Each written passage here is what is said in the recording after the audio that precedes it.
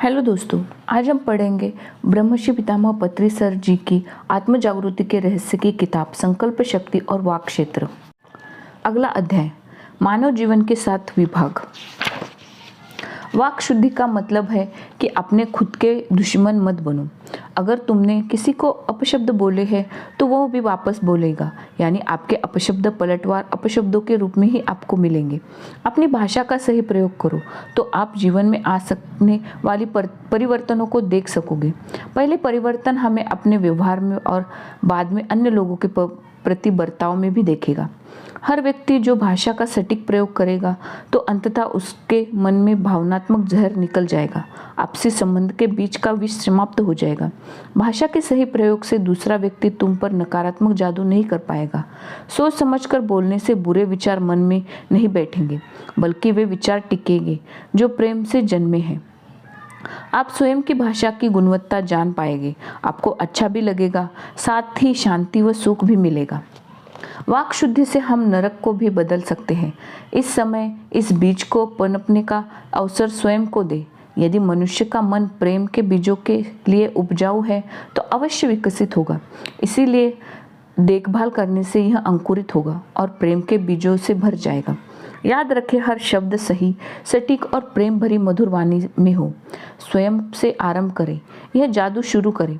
जब हम प्रेम पूर्वक व्यवहार करते हैं और प्रेम पूर्ण वाणी बोलते हैं तो उसी तरह का वातावरण पाते हैं। स्वयं को भान कराइए कि आप विलक्षण हो, महान हो। स्वयं से प्रेम करते हो। जो बातें तकलीफ देती है उन सब छोटे बड़े समझौते को इन शब्दों से तोड़ डालो। एक कर सकता है तो सभी कर सकते हैं। हम सभी मानो एक साथ शरीर दिमाग लेकर आए हैं। यह इस पर निर्भर करता है कि तुम नरक की जिंदगी जी रहे हो या फिर स्वर्ग की। केवल शब्दों का सही प्रयोग करके ही तुम ये सब जान सकोगे। यदि आप केवल नकारात्मक बातें ही करते रहते हैं और सिर्फ अप्रिय चीज़ों के बारे में ही बातें बोलते हैं तो आप वास्तव में खुद को तोते की तरह कैद कर रहे हैं। एक अप्रिय बात करना और मानो उस एक पिंजरे में एक और छड़ लगना। अपने ही हाथों मनुष्य अपने हितों पर ताला लगा देता है।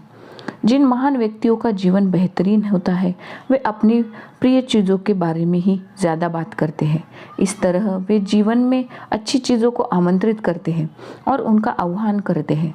अपना लक्ष्य हासिल करने के लिए वे इतने ही आज़ाद होते हैं जितना कि पक्षी। कृपया उस पिंजरे की छड़ें तोड़ दे जिसमें आप कैद हैं। केवल प्रिय चीज़ों के बारे में ही बात करें। बेहतर यही है कि आप दिन भर में हुई अच्छी घटनाओं और चीज़ों के बारे में ही बात करें। उन मुनाफे की बात करें जो आप व्यवसाय में पाना चाहते हैं। आप भी अपना जीवन बदल सकते हैं। दूसरों पर नियंत्रण रखना छोड़ो, कटु वचनों का त्याग करें। अपनी ऊर्जा का सही दिशा में प्रयोग करें। अपने प्रिय चीज़ों के बारे में बोलने की अपार क्षमता है, इसलिए जीवन की हर अच्छी चीज़ को आकर्षित करने की भी अपार क्षमता है। इस तरह आप स्वयं से प्रेम करोगे और ऊर्जा का पूर्ण प्रयोग कर पाओगे।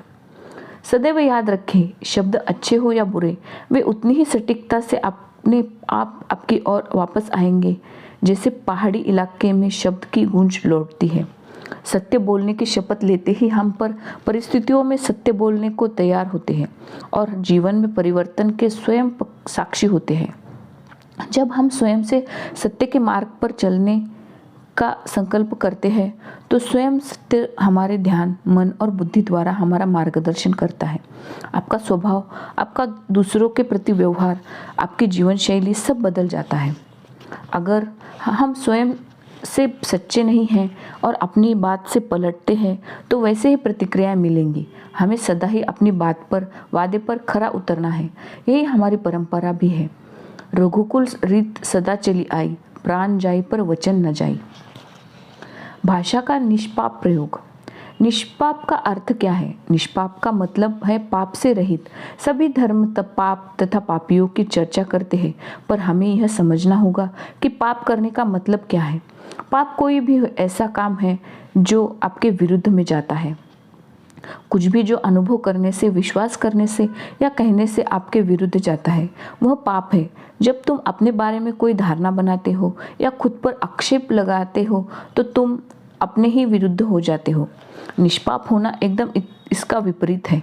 निष्पाप भाषा के निष्पाप प्रयोग का अर्थ है ऐसा शब्दावली जो हमारे विरुद्ध में नहीं जाती।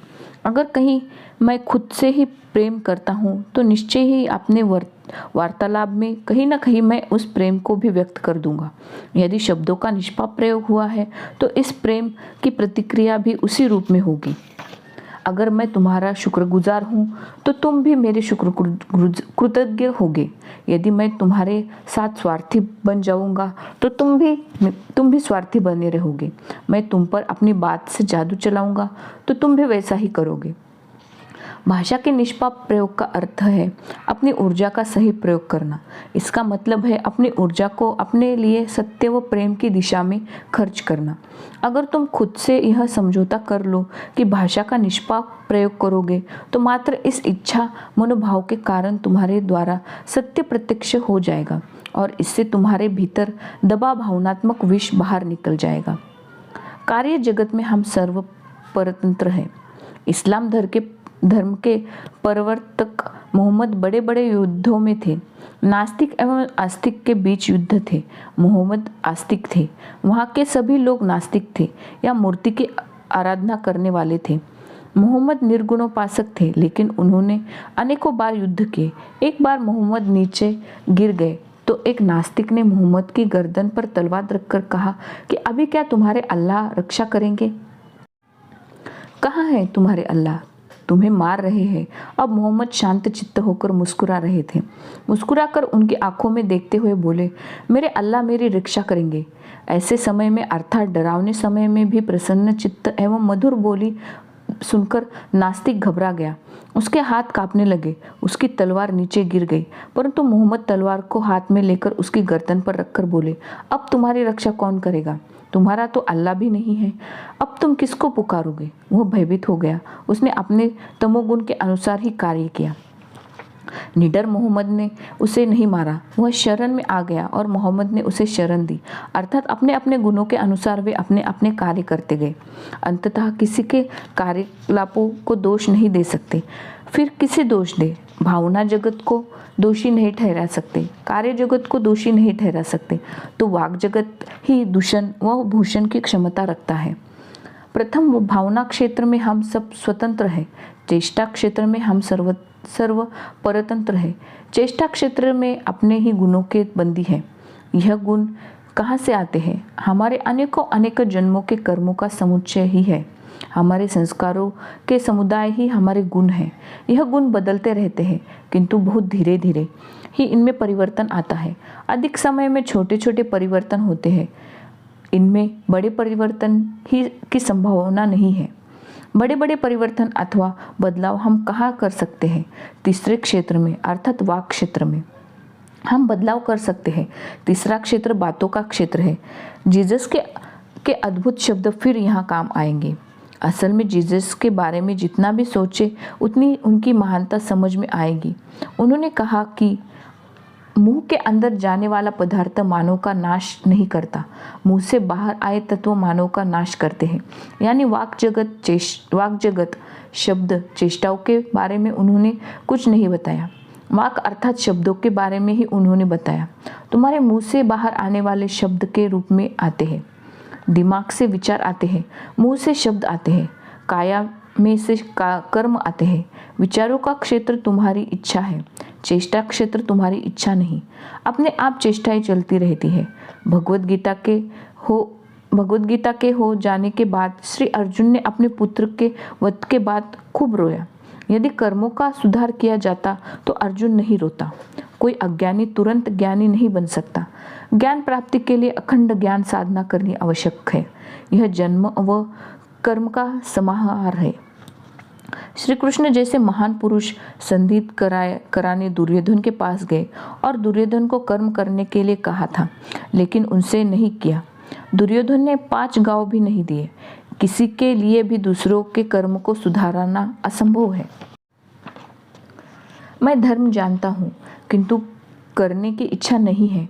अधर्म को मैं जानता हूँ परंतु वही करने की इच्छा होती है। मैं वही करना चाहता हूँ तो कोई क्या कर सकता है? सबकी अपनी अपनी चेष्टाएं हैं, कोई कुछ नहीं कर सकता।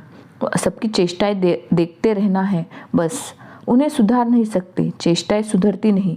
चेष्टाएं अपने अपने स्वगुणों व स्वधर्मों की बंदी है। अंततः चेष्टा क्षेत्र में हमें किसी पर ध्यान देने की आवश्यकता नहीं है। इस तरह भावना क्षेत्र यहाँ कर्म नहीं है, यह बीज है। सामंजस्य असमंजस्य ऐसा कुछ भी नहीं है।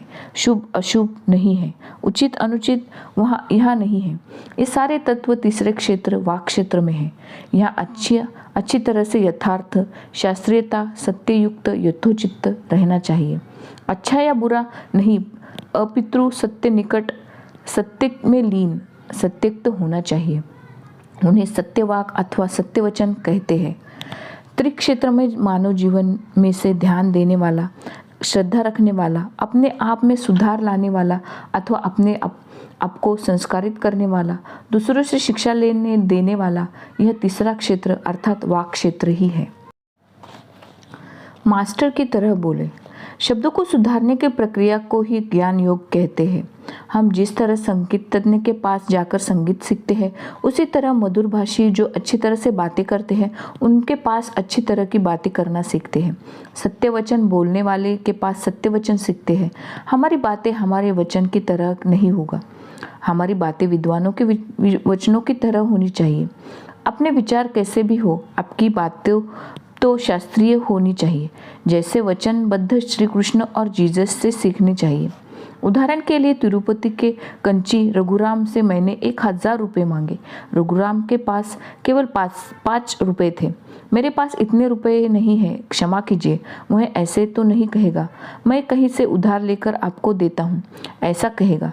जिस तरह पैसे नहीं हैं तो दूसरों से मांग कर देगा, उसी तरह तुम्हारे पास बुद्धि नहीं है, इसीलिए दूसरों से बुद्धि उधार ले लो। आपके पास सत्यवाक नहीं है तो श्री कृष्ण के सत्यवाक उधार लीजिए। आपके विचारों से आपके वचन आते हैं तो इसका अर्थ है आप खाली हाथ दिखाकर मना कर रहे हैं। आपके विचार, आपकी इच्छा, आपके कार्य आपकी इच्छा अनुसार या अनिच्छा से ही नहीं होते, उनकी प्रकृति सहज है।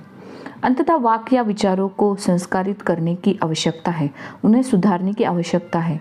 पिरामिड मास्टर उचित पद्धति में बातें करते हैं। सभी पिरामिड मास्टर को यह अनुभव है, कोई भी अनुचित बातें करने से तुरंत पत्री जी उनकी गलती पकड़ते हैं। कोई भी गुड मॉर्निंग बोले तो क्या बैड मॉर्निंग भी होता है, पत्री जी कहते हैं। हर कोई आकर पूछता है, अच्छे है सर? पत्री जी का जवाब होता है, अच्छा क्यों न रहूं? क्या मैं कोई रोगी हूँ? क्या मैं कोई अस्पताल से आया हूँ? अच्छे व्यक्ति को देखकर अच्छे है क्या पूछ रहे हो? तुम्हें बुद्धि नहीं है क्या? पत्री जी कहते हैं, मैं चेष्टाओं पर कभी गौर नहीं करता, मैं हमेशा बातों की अशास्त्रीयता पर ध्यान देता हूँ। तिरुपति में भगवान है बोले तो मैं पूछता हूँ कि भगवान कहाँ है? तुमने देखा है क्या? वहाँ मूर्ति है। ठीक से बात करो, मूर्ति देखने जाओ। हमसे संबंधित जीवन चलाने के लिए, अपने आपको सुधारने एवं संस्कारित करने के लिए केवल वाक क्षेत्र में ही यह सब परिवर्तन संभव है। वाक क्षेत्र में ही समग्र और संपूर्ण विश्व रूप है। वाक शुद्धि। आज हम वाक क्षेत्र नामक प्रसंग में और कई शक्तियों की एवं सूत्रों की जानकारी प्राप्त करेंगे। प्रस्तुत गीत। रघुपति राघव राजा राम, पतित पावन सीताराम, ईश्वर अल्लाह तेरो नाम, सबको सम्मति दे भगवान। यह गीत सभी को मालूम है। यह गीत हमेशा गांधी जी गाया करते थे। गांधी जी जिसके प्रतीक है सत्य, अहिंसा और देशभक्त विषयों के प्रतीक हैं। हम महात्मा गांधी जी को विशुद्ध चक्र के प्रतीक के रूप में विश्लेषित करेंगे। मानव को 7 विभागों में बांटा गया है। मूलाधार तत्व में स्थित लोग, स्वादिष्टान तत्वों में स्थित लोग, मणिपूरक तत्वों में स्थित लोग, अनाहत तत्वों में स्थित लोग, विशुद्ध तत्वों में स्थित लोग, आज्ञा चक्र में स्थित लोग, सहस्त्रार तत्वों में स्थित लोग इत्यादि। इसमें विशुद्ध तत्व के प्रतीक हमारे गांधी जी दिखाई देते हैं। इन 7 तत्वों के विभक्त लोगों के बारे में थोड़ा सा जानते हैं। पहला मूलाधार तत्व अर्थात यह भौतिक काया तत्व है। यह भौतिक शरीर तत्व है। जैसे मेरा विवाह होना है, मेरा बेटा पैदा होना है, मुझे बेटी पैदा होनी चाहिए, जो इस तरह की प्रार्थना करते हैं वे सभी मूलाधार में स्थित लोग हैं। उन्हें केवल भौतिक ही दिखता है और कुछ नहीं दिखता। दूसरा स्वादिष्टान तत्व में स्थित जन है। उन्हें भौतिक पदवी चाहिए, मुझे MA LL बनना है, मुझे MP पी बनना है। वे सांसारिक अल्प गौरव प्रतिष्ठा के लिए प्रार्थनाएं करते रहते हैं। ऐसे लोग स्वादिष्टान तत्व में रहते हैं। तीसरा मणिपूरक तत्व है। ये भगवान से विद्या प्राप्ति के लिए प्रार्थना करते रहते हैं। मुझे संगीत अच्छी तरह से आना चाहिए, मुझे संस्कृत आना चाहिए, मुझे MBBS पास करना है, मुझे MD में सीट मिलनी चाहिए, मुझे अमेरिका में जाकर रिसर्च करना है। भगवान से ऐसी प्रार्थनाएं करते रहते हैं। ऐसे लोग मणिपूरक तत्वों में रहते हैं। मूलाधार, स्वादिष्टान, मणिपूरक, इन 3 चक्रों को आधु चक्र कहते हैं। ये पूर्ण रूप से सांसारिक है, लौकिक है। चौथा चक्र अनाहत चक्र है। इसका तत्व ऐसा है कि न ही पूर्ण रूप से लौकिक होता है, न ही संपूर्ण आध्यात्मिक, जो इन दोनों के मध्य में होता है। वे अनाहत तत्व में स्थित रहते हैं। अलौकिकता से वे ऊब जाते हैं और चाहने लगते हैं कि अब इन संसार से हमें कुछ नहीं चाहिए, केवल मन की शांति चाहिए। वो सिर्फ मुझे मन की शांति चाहिए ऐसी प्रार्थना करते रहते हैं। अब 5वां विशुद्धि तत्व। ये मानव अपने आप में शांति प्राप्त किए होते हैं। विशुद्ध तत्व वाले भगवान से अपने लिए कुछ नहीं मांगते। स्वयं को जो चाहिए था अर्थात शांति को संपूर्णतः उन्होंने पा लिया। ये दूसरों के लिए सम्मति दे भगवान, सबको सम्मति दे भगवान, ऐसी प्रार्थनाएं करते रहते हैं। ये अपने लिए कुछ नहीं चाहते, जगत के लिए चाह रखते हैं। आप जगत के लिए क्या चाहते हैं? यह नहीं चाहते कि उनकी जीवन सुखी रहे, यह नहीं चाहते कि उनके बेटे पैदा हो, यह नहीं चाहते कि उनकी गौरव प्रतिष्ठा बढ़े, यह नहीं चाहते कि उन्हें शांति मिले। केवल यह चाहते हैं कि हे भगवान सभी को सम्मति अथवा सद्बुद्धि दे। ईश्वर अल्लाह तेरो नाम। ईश्वर अलग तथा अल्लाह अलग ऐसा सोच रहे हैं, सब एक ही है ऐसी सम्मति उन्हें दे। ऐसी प्रार्थना करते हैं। देखा कितनी अच्छी प्रार्थना है। ईश्वर अल्लाह तेरो नाम, सबको सम्मति दे भगवान। सब एक ही है, जो है वह एक है, अलग अलग नहीं है। यह धर्म मत आदि व्यर्थ की बातें हैं। जो है सो एक है, ऐसी सम्मति सभी को प्रदान करे। ये जो 5वीं स्थिति में है अर्थात विशुद्ध स्थिति में है। 7वां चक्र अर्थात 7वीं स्थिति में स्थित लोगों की प्रार्थनाएं नहीं होती। आज्ञा चक्र एवं सहस्त्रार चक्र में प्रार्थनाएं नहीं होती। वहाँ ध्यान रहता है, वहाँ मांगना नहीं होता, देना नहीं होता, केवल बोध होता है। रमन महर्षि आज्ञा चक्र के प्रतीक है। ये लोग उन्नति स्थिति में रहते हैं। ये निम्न स्थिति में स्थित मानव के लिए आदर्श पुरुष है। सहस्त्राल से ऊपर और कोई स्थिति नहीं। अंततः इस 7वीं स्थिति में स्थित लोग सहस्त्रार स्थिति के श्री कृष्ण, जीसस, भगवान शंकर है।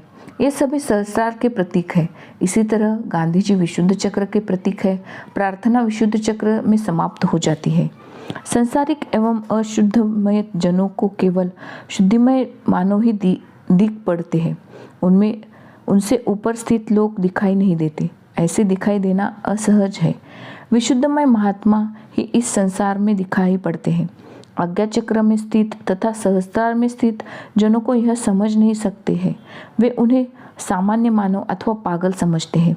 किंतु विशुद्ध चक्र में स्थित लोग ही आज्ञा चक्र में स्थित एवं सहस्त्रार में स्थित लोगों को समझते हैं। इसीलिए गांधी जी के आदर्श श्री रामचंद्र है। उन्होंने रघुपति राजा राम गाते हुए यह राम कहते हुए शरीर त्याग दिया। श्री राम इसके प्रतीक है। वे सहस्त्रार में स्थित महान मास्टर हुए भी विशुद्ध चक्र से संबंधित नाटक में पात्र बनकर विशुद्ध चक्र के प्रतीक के रूप में हमें रामायण में दर्शन देते हैं। यहाँ पर हमारा यह अध्याय समाप्त होता है। मिलते हैं हम अपने अगले अध्याय में। नमस्कार।